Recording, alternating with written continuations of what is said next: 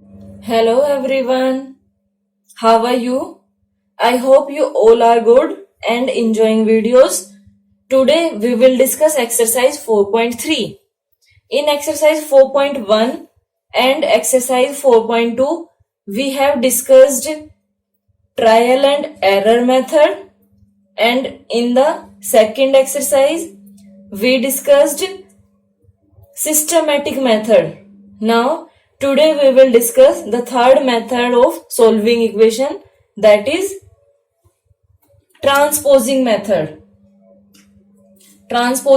Method. अब देखिए transposing क्या होता है? Changing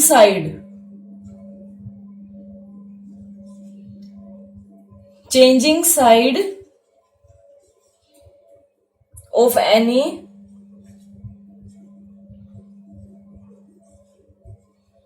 term is known as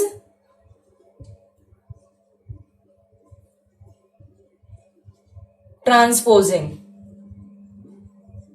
okay, अगर किसी भी साइड को, किसी भी टर्म की साइड आप चेंज करते हैं, मान लो आप लेफ्ट हैंड साइड से राइट हैंड साइड में लेके गए या फिर राइट हैंड साइड से लेफ्ट हैंड साइड में लेके गए, तो उसको हम क्या बोलेंगे? Transposing. Okay, now we will discuss with exercise 4.3 questions. So first question is 2y plus 5/2 equal to 37/2। Now अब देखिए इक्वेशन सोल्व करने के लिए फर्स्ट स्टेप क्या होता है? The very first step is to collect the like terms. अब like terms देखिए, इसमें 2y plus 5/2 था, इसको आप ट्रांसपोज करेंगे। जो ये वाला 5/2 है, यहाँ पे y है और ये कांस्टेंट टर्म है, ये भी कांस्टेंट टर्म है। सो कांस्टेंट टर्म को हम एक साइड में करेंगे, तो इसके लिए क्या करेंगे हम? 5/2। ये देखिए ट्रांसपोजिंग में क्या होता है, जो साइन यहाँ पे उसका रिवर्स हो जाता है, ये प्लस है। जब आप 5/2 को राइट हैंड साइड में लेके जाएंगे तो इसका साइन चेंज हो जाएगा। तो आप यहाँ पे क्या नोट करोगे? Transposing, you will note transposing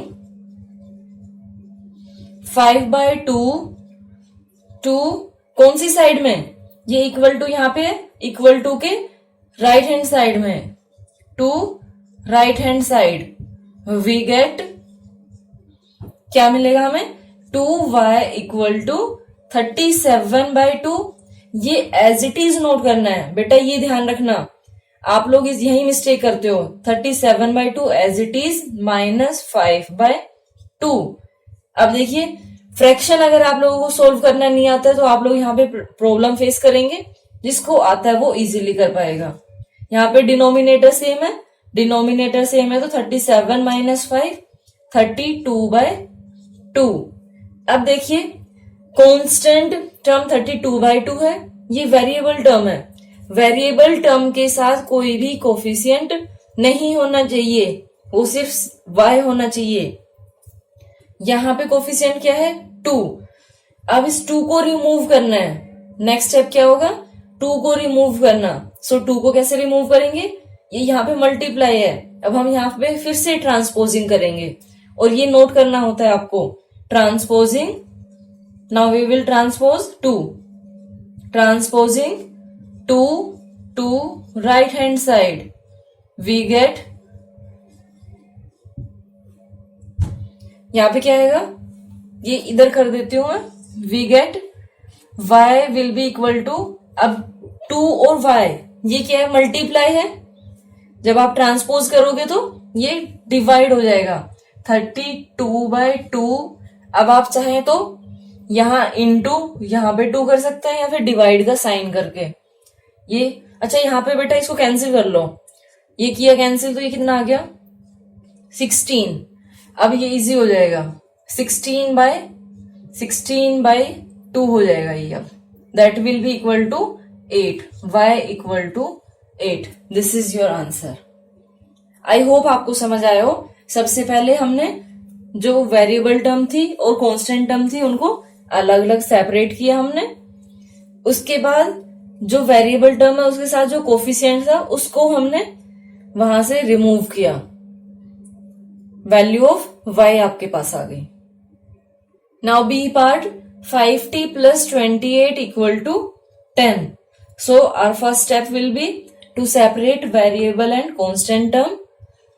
So we will write here transposing 28 to right hand side.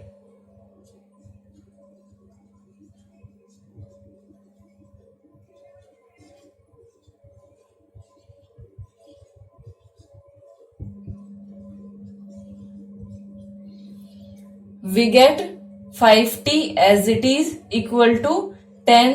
अब ये प्लस में है तो ये क्या हो जाएगा, माइनस 28। आप लोग यहाँ पे क्या मिस्टेक करेंगे, 28 माइनस 10 लिख दोगे, जबकि मैंने बोला कि जो राइट हैंड साइड में पहले वो एज इट इज नोट करना होता है, ये एज इट इज रहेगा, ये प्लस में है तो ये माइनस में हो गया, ठीक है। और इन दोनों में डिफरेंस आपको पता होगा, 5t इक्वल टू -18, एक प्लस में एक माइनस में है, सो माइनस करेंगे नंबर्स को, ये कितना आया -18। अब 5t, 5 के साथ t मल्टीप्लाई है, आपको 5 को यहां से रिमूव करना है, so you will write transposing 5 to right hand side.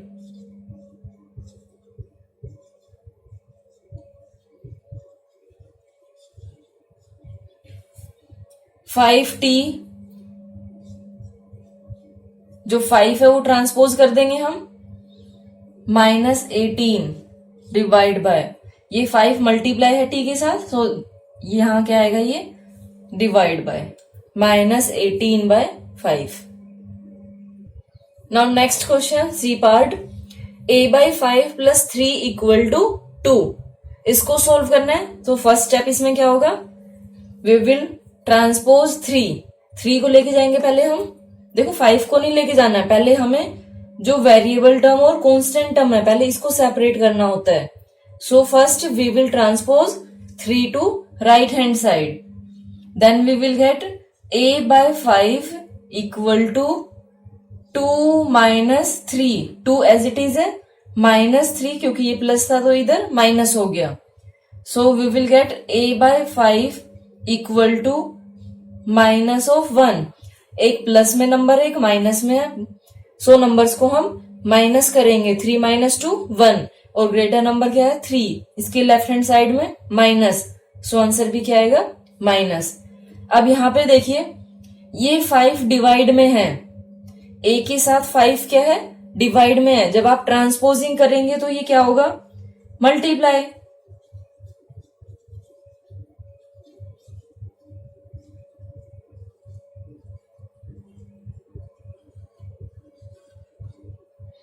a equal to -1 into 5, that will be equal to a equal to -5। अब देखिए यहां पे दूसरा तरीका क्या कर सकते हैं, क्रॉस मल्टीप्लाइंग। क्रॉस मल्टीप्लाइंग भी एक मेथड होता है इक्वेशन को सोल्व करने के लिए, जहां आएगा वो मैं आपको बताऊंगी। यहां पे आप 1 लीजिए, डिनोमिनेटर में जो 5 है इसको यहां लेके जाएंगे हम, तो ये क्या आ गया, a इक्वल टू -5। जैसे आपका मन करे वैसे आप करिए।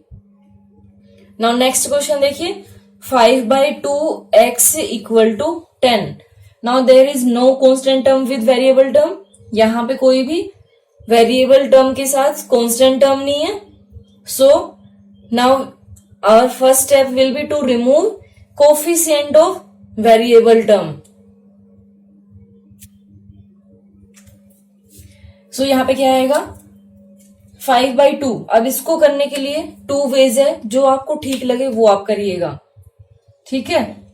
ट्रांसपोज और क्रॉस मल्टीप्लाई, ये दोनों मेथड इसके अंदर है। 4 टाइप्स है, trial and error.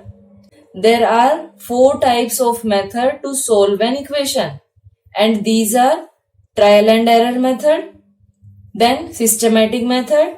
Now we are discussing transposing and cross multiplication, okay. अब इसमें देखिए दोनों में सेम ही आंसर आएगा, अगर आपको बोला है कि स्पेसिफिक इससे करना है तब आप उसी से करेंगे, अदरवाइज जिससे आपका मन करे आप उससे करिए। पहले हम करते हैं ट्रांसपोजिंग। ट्रांसपोजिंग 5/2। अब देखिए 5/2 ये होल x के साथ मल्टीप्लाई है to right hand side. x will be equal to, ये मल्टीप्लाई है, उधर जाके क्या हो जाएगा, डिवाइड होगा। अब डिवाइड में चाहे आप इसको ऐसे नोट करिए, आप कहते हैं कि नहीं ये क्या आ गया, ऐसे मत करिए, डिवाइड का साइन लगाइए और तब करिए, जो आपको इजी लगे वो करिए। यहाँ पे कुछ नहीं था, डिनोमिनेटर में मैंने 1 लिया 10। अब इसको करने का तरीका क्या होता है, डिवाइड को हम चेंज करते हैं मल्टीप्लाई में और रेसिप्रोकल कर देते हैं नंबर जो कि डिवाइड के राइट हैंड साइड में है। सो 5 1 जा 5, 5 2 जा 10, x will be equal to 4। अब दूसरा तरीका देखिए, क्रॉस मल्टीप्लाइंग। यहाँ पे आप नोट करेंगे बाय क्रॉस मल्टीप्लाइंग।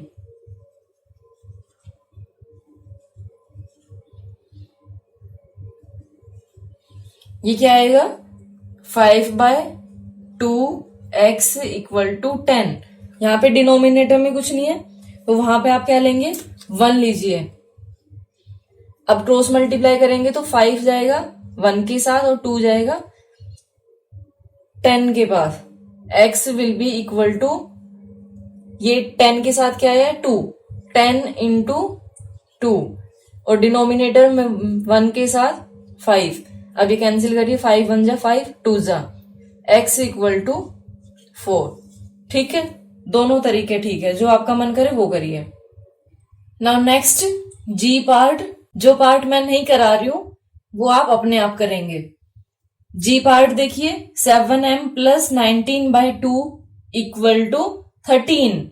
इसको सोल्व करना है। सो इसके लिए this one is variable term and this one is constant term. So first we will separate constant terms. Transposing 19/2 to right hand side. 7m equal to 13 minus 9/2। यहाँ पे कुछ नहीं, denominator में 1 लीजिए, पहले इसको सोल्व करना होगा अब आपको। ठीक है, 7m will be equal to, LCM लेंगे, इधर सोल्व करती हूं मैं इसको। एलसीएम 2 होगा, 2 को 1 से डिवाइड किया, 2 इंटू 13, माइनस 2 को 2 से डिवाइड किया, 1 इंटू 19। अब देखिए 13 2 जा 26 minus 19/2, that will be equal to 7/2। अब आप 7/2 को यहां पे देखिए, क्रॉस मल्टीप्लाइंग थोड़ा इजी रहता है। सो यहां पे क्रॉस मल्टीप्लाई करते हैं, 1 मल्टीप्लाई होगा 7 के साथ और 7 मल्टीप्लाई होगा 2 के साथ। यहां पे आप क्या लिखेंगे, cross multiplying.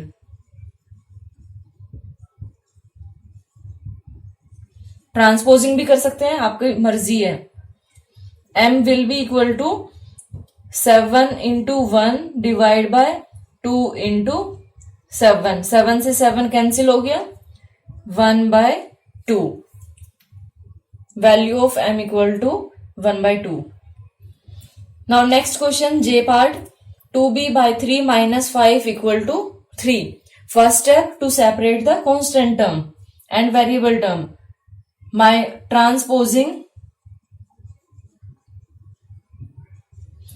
5 to right hand side,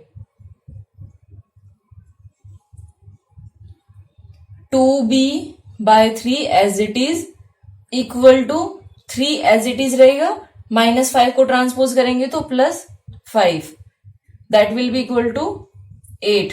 now 2b/3 equal to 8। यहाँ पे डिनोमिनेटर में कुछ नहीं है, 1 लीजिए, 3 को मल्टीप्लाई करेंगे 8 के साथ और 2 को मल्टीप्लाई करेंगे हम 1 के साथ। सो ये आप करेंगे यहाँ पे क्रॉस मल्टीप्लाइंग।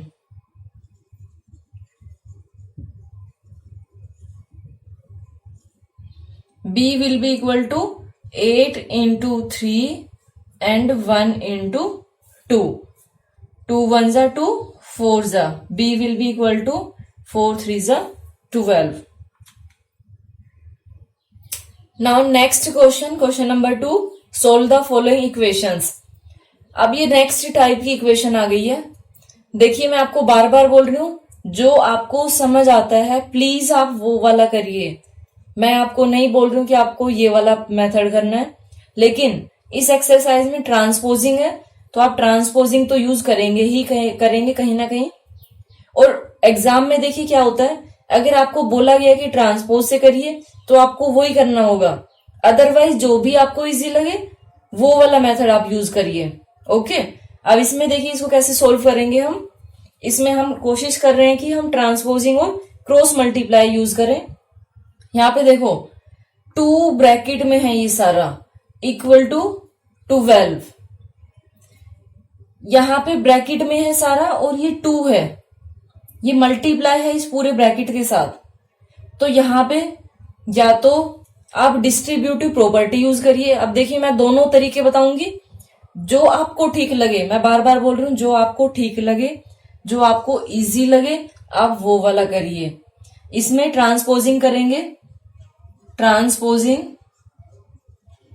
अब इसमें ये मत करना, ये ब्रैकेट है तो ब्रैकेट के अंदर वाला आप कुछ भी ट्रांसपोज नहीं कर सकते जब तक यहां बाहर नंबर है, ठीक है। सो फर्स्ट स्टेप क्या होगा, हम ट्रांसपोज करेंगे 2 को, transposing 2 to right hand side. So we will get x plus 4 equal to 12। अब ये 2 इनके साथ मल्टीप्लाई है तो यहां क्या हो जाएगा, divide, that will be equal to 6। x plus 4 equal to 6। अब ये सिंपल इक्वेशन है, इसको आप इजीली सोल्व कर पाएंगे। अब आप ट्रांसपोज करेंगे, transposing 4 to right hand side, x will be equal to 6 minus 4, that is equal to x equal to 2। Okay, now next देखिए दूसरा तरीका इसमें क्या है कि मैं यहाँ पे डिस्ट्रीब्यूटिव प्रॉपर्टी यूज करती हूँ। अब इसमें देखिए जब आप डिस्ट्रीब्यूटिव प्रॉपर्टी यूज करेंगे तो अब फर्स्ट चैप्टर में मैंने आपको बोला था कि ये सबसे इंपॉर्टेंट प्रॉपर्टी होती है। आप कैसे करेंगे, यहाँ पे देखिए 2 मल्टीप्लाई बाय एक्स करेंगे। एक बार 2 को मल्टीप्लाई किया x के साथ, फिर 2 को मल्टीप्लाई किया आपने 4 के साथ, प्लस 4 2 जा 8 इक्वल टू 12। अब यहाँ पे आप लोग क्या मिस्टेक करते हैं वो देखिए, आप 2 को मल्टीप्लाई तो कर देंगे x के साथ और 4 के साथ करना भूल जाएंगे और क्वेश्चन का आंसर गलत हो जाएगा, ठीक है। तो याद रखिए 2 को दोनों नंबर से, 2 है 3 है 4 है, जितने भी नंबर है सबसे आपको मल्टीप्लाई करना होता है। सो यहाँ पे आपके पास क्या है, 2x प्लस 8 इक्वल टू 12। अब जो कांस्टेंट टर्म है इसको हम सेपरेट करेंगे, यहाँ पे आपको फिर वही करना पड़ेगा, transposing 8 to right hand side, 2x equal to 12 minus 8, x 2x equal to 4। फिर से करेंगे हम ट्रांसपोजिंग, अब ये 2 मल्टीप्लाई है, इधर जाके ये डिवाइड हो जाएगा, then we will get 2x equal to 2 तो हमने ट्रांसपोज कर दिया, सॉरी, 4 बाय 2, 2 1 जा 2, 2 जा, तो x इक्वल टू क्या आ गया 2। अब दोनों कंडीशन में आंसर सेम आया, जो आपको इजी लगे। मुझे पता है कि आप लोग ये वाला यूज करेंगे, लेकिन इसमें क्या मिस्टेक होगी वो जब डिफरेंट क्वेश्चन आएंगे तब मैं आपको बताती हूँ। लेकिन बेटा देखिए अगर आप ध्यान से करेंगे तो कोई भी मेथड हार्ड नहीं होता, सिर्फ समझने के ऊपर है। अगर आपने ये डिफरेंस देख लिया कि कौन से मेथड को कैसे सोल्व करते हैं और पीछे का बेसिक अगर आपका क्लियर है। अब देखिए फर्स्ट चैप्टर आ गया ना यहाँ पे, इसलिए बोलती हूँ कि जो भी करते हो उसको ढंग से किया करो, रटना नहीं है बिल्कुल भी। नाउ डी पार्ट देखिए, बी एंड सी अपने आप करेंगे आप। डी पार्ट में देखिए अब आप देखेंगे कि इसमें क्या डिफरेंस है। जो फर्स्ट क्वेश्चन हमने किया उसके अंदर क्या था, सिर्फ ये इतना था ब्रैकेट और एक नंबर बाहर था, लेकिन अभी आपके पास एक टर्म भी आ गई है। अगर इस टाइप से होता है कि ब्रैकेट भी है और उसके बाद टर्म भी है, तब आप क्या करेंगे, अगर आप डिस्ट्रीब्यूटिव प्रॉपर्टी यूज करते हैं तो उससे ये इजी हो जाएगा, ठीक है। अगर आप ट्रांसपोजिंग करते हैं तो ट्रांसपोजिंग में पहले आप, अब ये देखिए पूरी एक टर्म है, ये पूरी एक टर्म है और ये सेकंड टर्म है, ये वेरिएबल वाली टर्म है, ये कांस्टेंट टर्म है। तो ट्रांसपोजिंग करेंगे तो इसको हम डायरेक्ट ट्रांसपोजिंग लिखेंगे, transposing 3 to right hand side.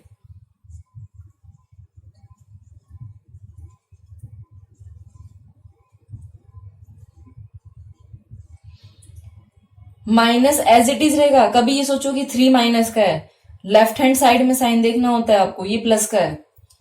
-2 2 minus Y equal to 7 minus 3। Okay, 7 minus 3 4। अब यहां पे देखिए फिर से वही आ गया है जो आपने फर्स्ट क्वेश्चन में किया था, 2 माइनस वाई के साथ 2 मल्टीप्लाई है। अगर आप ट्रांसपोजिंग करेंगे तो ये आपके पास क्या होगा, यहां पे ट्रांसपोजिंग करेंगे तो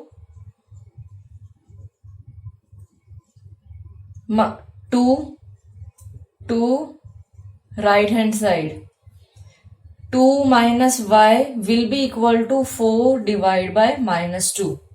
ये -2 मल्टीप्लाई है तो इधर जाके ये डिवाइड में हो गया, 4 1 जा 4 2 जा, ये क्या आया -2। जो डिनोमिनेटर में होता है या न्यूमरेटर में, वो हमेशा न्यूमरेटर या डिवाइडिंग लाइन के बीच में जाता है in sign. 2 minus Y equal to -2। अब minus Y will be equal to -2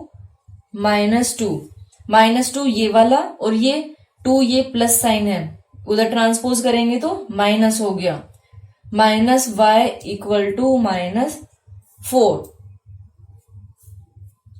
अब देखिए यहां पे आपको नोट करना था, आप साइड में भी नोट कर सकते हैं, जो ये लिखा है ना इसको साइड में भी नोट कर सकते हैं।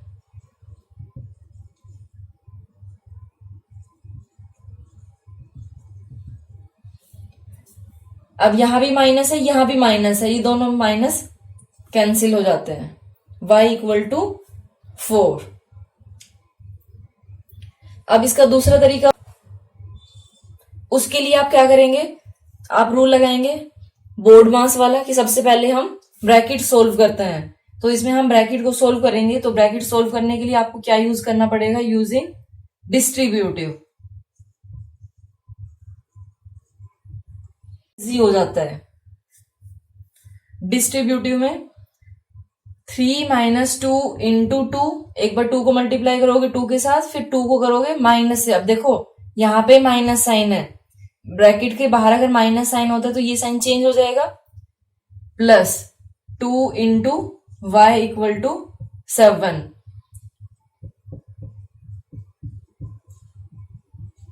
अब इन दोनों को सोल्व करिए, -1 आएगा plus 2y equal to 7। Now transposing करना है आपको -1 को,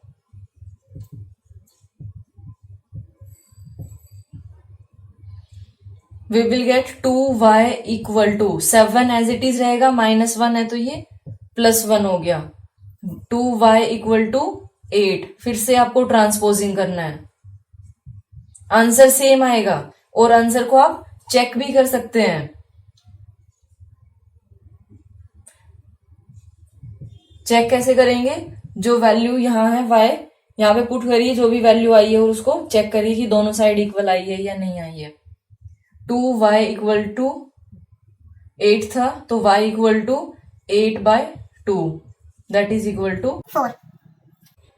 सो देखिए यहां पे आपको कौन से वाला ठीक लगा मेथड, ये आप मुझे बताइए कमेंट सेक्शन में जरूर कि आपको कौन से वाला मेथड यहाँ पे ठीक लगा है। जब तक मुझे लगता है आप लोगों को ये वाला मेथड थोड़ा इजी लगेगा यहाँ पे, क्योंकि यहाँ आपने मल्टीप्लाई किया और डायरेक्ट फिर सोल्व करते चले गए। इसमें आपको ये याद रखना पड़ेगा कि पहले 3 को करना है ट्रांसपोज या फिर इसको करना है, तो ये आपको देखना पड़ेगा, उसके लिए समझना पड़ेगा, देखना नहीं पड़ेगा। नाउ नेक्स्ट क्वेश्चन देखिए, -4 into 2 minus X equal to 9। अब इसको सोल्व करने के लिए कोई भी मेथड आप यूज करिए, मैं आपको बता देती हूँ एक बार। यहां पे हम यूज करते हैं डिस्ट्रीब्यूटिव प्रॉपर्टी। सो ये आपके पास क्या आएगा, यहां पे नोट करिए, यूजिंग डिस्ट्रीब्यूटिव प्रॉपर्टी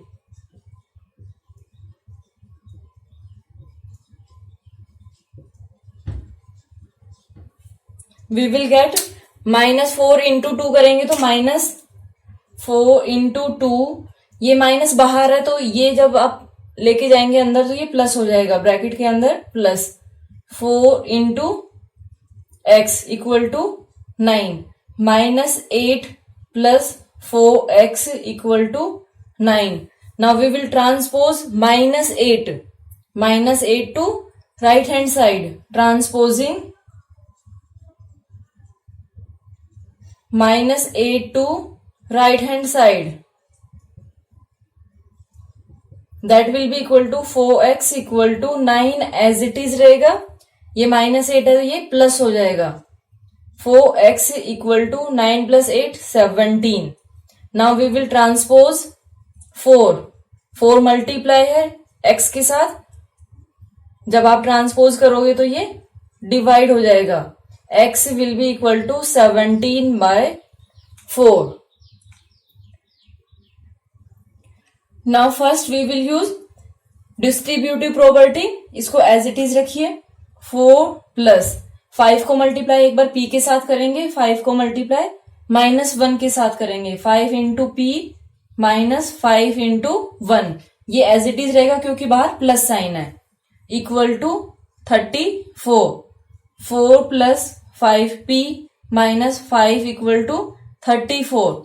अब ये देखिए ये दोनों कांस्टेंट टर्म है, इन दोनों को करेंगे तो -5 plus 4 you will get -1 equal to 34. Now we will transpose constant term that is -1, then we will get 5p equal to 34 as it is, जो -1 है वो +1 हो जाएगा, p will be equal to 5p equal to 35. Now again आप transpose करोगे 5 को, transposing 5 to right hand side, we will get p equal to 35/5, 5 7 जा, so value of p equal to 7. Now next h part, 34 minus 5 bracket p minus 1 equal to 4. So first we will use distributive property. 34 minus 5 को multiply करेंगे p के साथ, 5 को multiply करेंगे 1 के साथ, so we will get -5p. अब देखिए माइनस बाहर है ब्रैकेट के, ये वाला साइन प्लस हो जाएगा, plus 5 into 1 5 equal to 4. Now we will collect these constant terms, -5p plus, दोनों प्लस में है तो ये प्लस हो जाएगी, 34 plus 5 that is equal to 39 equal to 4. Now we will transpose constant term,